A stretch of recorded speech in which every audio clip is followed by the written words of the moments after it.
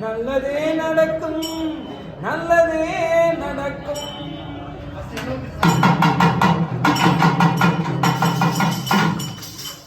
ஆனை முகத்தனை ஐந்து கரத்தனை சித்தி முத்தி விநாயகம் பெருமானே உனை சக்தி சேர்ப்பவன் பக்தியோடு நாம் தொழுதோம். கலியனுக்கு நீரன்றி வேறு யாரோ.